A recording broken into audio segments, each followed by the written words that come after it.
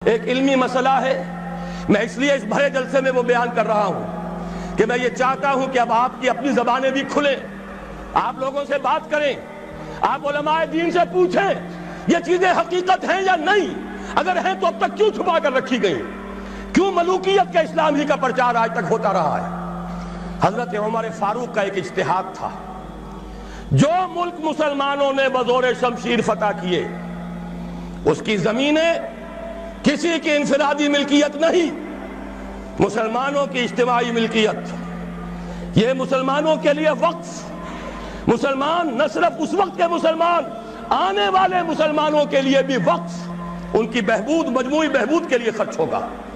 اس پر جو لوگ کام کریں گے وہ خراج دیں گے، چاہے مسلمان ہو چاہے غیر مسلم ہو۔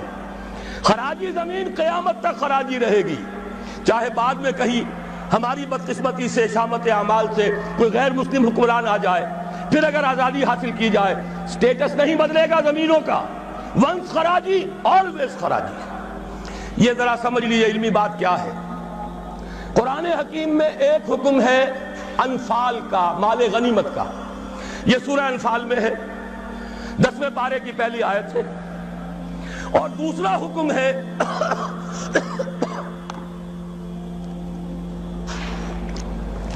اموال فے کا، یہ سورہ حشر میں ہے۔ اموال غنیمت کا قانون یہ ہے کہ 5واں حصہ 1/5 بیت المال کا، 4/5 مجاہدین میں تقسیم ہو جائے گا۔ سوار ہے گھوڑا اور اونٹ بھی اس نے اپنا رکھا ہوا ہے تو اس کو دوہرا حصہ ملے گا، پیدل ہے اکیلا۔ اموال فے کیا ہے؟ کل کے کل بیت المال کے، کسی کا کوئی حصہ نہیں۔ عام خیال یہ تھا کہ یہ زمینیں جو فتح ہو رہی ہیں، عراق فتح ہو گیا، شام فتح ہو گیا، ایران فتح ہو گیا، مصر فتح ہو گیا، تصور تو کیجئے، the fertile crescent of the middle east, سارا کا سارا فتح۔ چند سالوں کے اندر اندر چند ہزار صحابہ تھے جنہوں نے ان سارے علاقوں کو فتح کر لیا۔ اب انہوں نے مطالبہ کیا کہ جناب یہ مال غنیمت ہے، ہم نے جنگ کر کے فتح کیا، لہذا یہ زمینیں تقسیم کر دیجئے، 5واں حصہ رکھ لیجئے بیت المال کا۔ حضرت عمر نے فرمایا اگر میں نے یہ زمینیں اور یہ رقمیں تمہیں تقسیم کر دیے تو بعد کے آنے والے مسلمانوں کو کیا ملے گا؟ واقعہ یہ ہے کہ تاریخ انسانی کا بدترین جاگیردارانہ نظام قائم ہو جاتا اگر حضرت عمر یہ فیصلہ نہ کرتے۔ وہ عمر فاروق کان رائہ موافقا بالکتاب والسنہ، کتاب اور وحی کے مطابق ان کی رائے، بلکہ میں کہتا ہوں وہی ان کی رائے کے مطابق نازل ہوئی۔ وہ عمر بن الخطاب جن کے بارے میں حضور نے فرمایا کہ لو کان بعدی نبی لکان عمر، میرے بعد کوئی نبی ہوتا تو عمر ہوتے، یہ ان کا اجتہاد ہے، اور یہ اجتہاد کسی مولوی کا نہیں، امیر المومنین کا ہے۔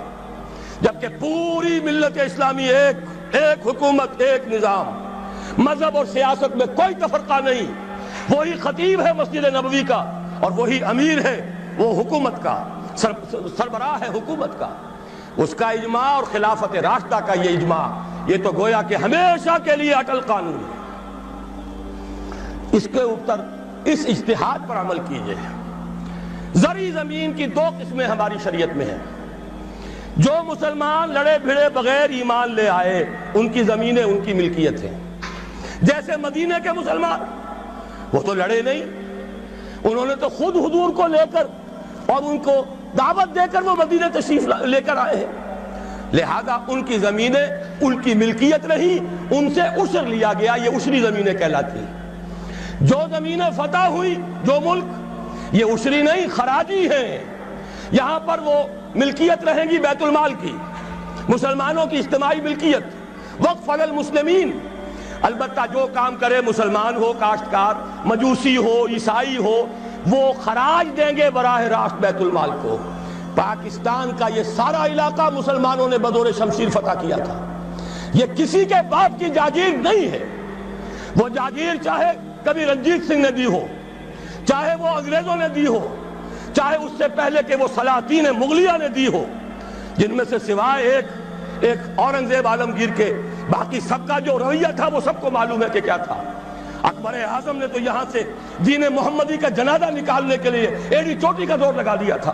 صلی اللہ علیہ وسلم نیا دین الہی رائج کیا تھا، وہ اکبر اعظم علیہ ما علیہ، ان کی دی ہوئی جاگیریں اور وہ مقدس ہو جائیں گی، انگریز کی دی ہوئی جاگیریں اور وہ مقدس ہو جائیں گی، رنجیت سنگھ کی دی ہوئی جاگیریں وہ مقدس ہو جائیں گی، معاذ اللہ۔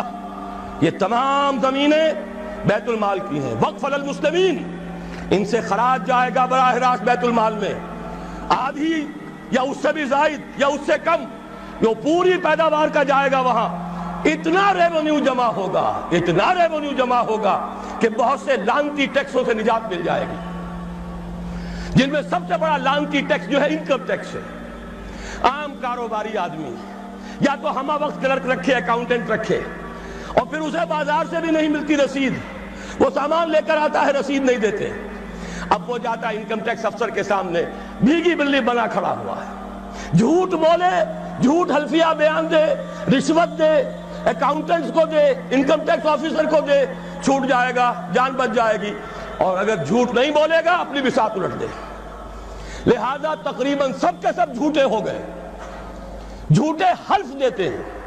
جب جھوٹا حلف انسان نے دے دیا ایک معاملے میں تو یوں سمجھئے کہ کارک کھل گیا بوتل کا، اب تو جھوٹ ہی ہوگا، اسی کا راج ہوگا۔ یہ سب سے بڑا ملعون ٹیکس ہے کہ جس نے ہمارے ہاں صداقت کا، دیانت کا، امانت کا جنازہ نکال دیا۔ اور یہ سب کچھ کیوں؟ اس لیے کہ جو اصل آمدنی کا ذریعہ ہے وہ تو ہم نے جاگیرداروں کو دے رکھا ہے، ان کے محل وہ سج رہے ہیں، ان کے بڑے بڑے بنگلے ہیں، ان کے عیش ہیں۔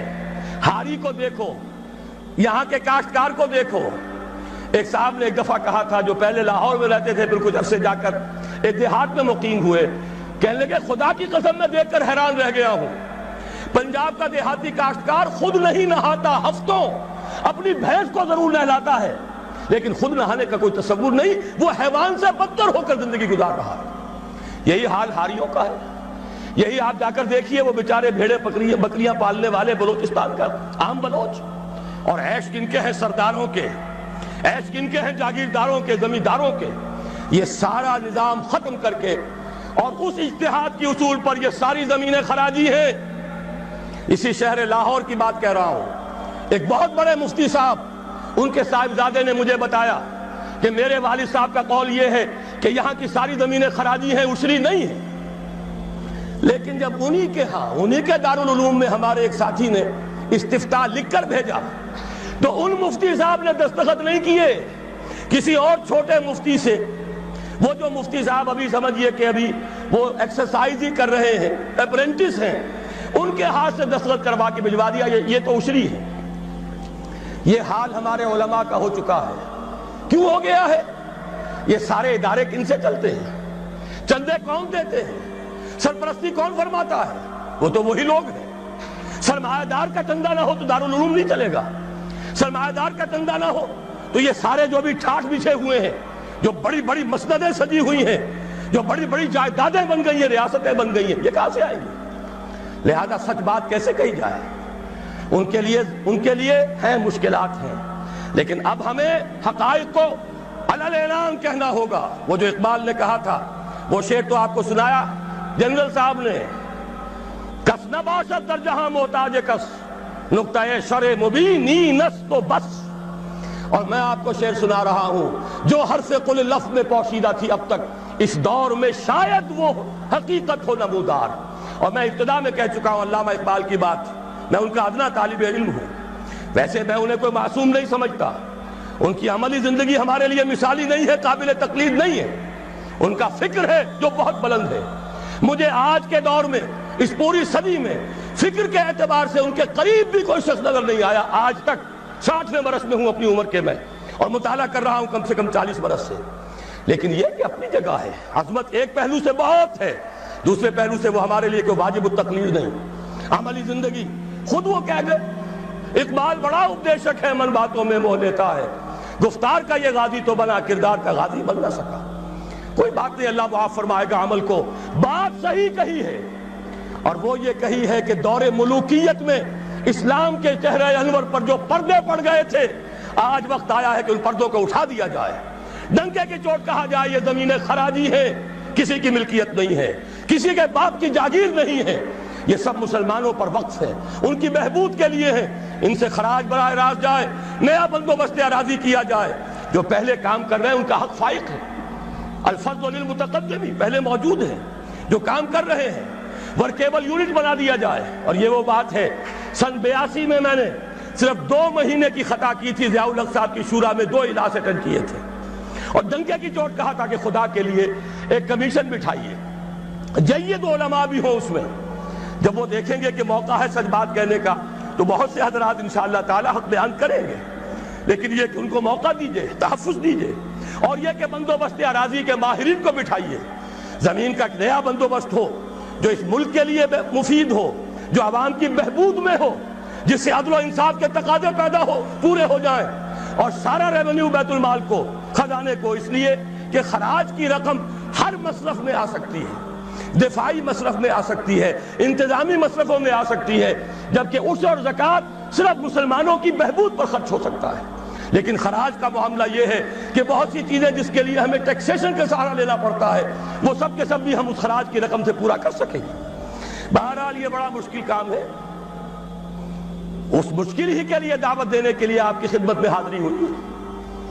مشکل کے بغیر دنیا میں کبھی کچھ نہیں ہوا، قربانی کے بغیر کہیں اسے آپ توہین رسالت نہ سمجھ لیں، معاذ اللہ ثم معاذ اللہ، قربانی کے بغیر محمد الرسول اللہ والذین معہ، اگر کسی کو حق پہنچتا تھا کہ انہیں کوئی تکلیف نہ پہنچتی اور انقلاب آ جاتا تو وہ محمد تھے صلی اللہ علیہ وسلم، وہ حقدار محبوب رب العالمین سید الاولین والآخرین، ان کو حق پہنچ سکتا تھا۔ ان کے پاؤں میں صرف کانٹے نہیں چوبے، وہ تو ابتدائی بات ہے جب چچی بچھا دیا کرتی تھی دروازے کے باہر کانٹے لا کر، ان پر تو پتھراؤ ہوا ہے، ان کا جسم مبارک لہو لہان ہوا ہے، وہ 3 برس کے لیے شیب بنی ہاشم میں محصور رہے ہیں، شدید ترین فاقے آئے ہیں، وہ 3 دن غار ثور میں چھپے ہوئے رہے ہیں، اور وہاں آپ نے اپنے آپ کو جو ہے محفوظ رکھا ہے۔ پھر کیا نہیں ہوا؟ جنگ بدر میں طویل ترین سجدہ کیا، اے اللہ کل جو مارکا ہونے والا ہے، اگر کہیں یہ 313 میرے 15 برس کی کمائی اگر کہیں یہ کل ختم ہو گئی تو پھر قیامت تک تیرا نام لینے والا کوئی نہ ہوگا۔